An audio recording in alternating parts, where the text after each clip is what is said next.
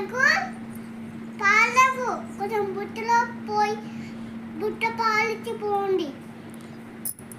అది పెట్టేసి వెళ్ళండి. ఓకే ఓకే అంకుల్ రండి తొందరగా.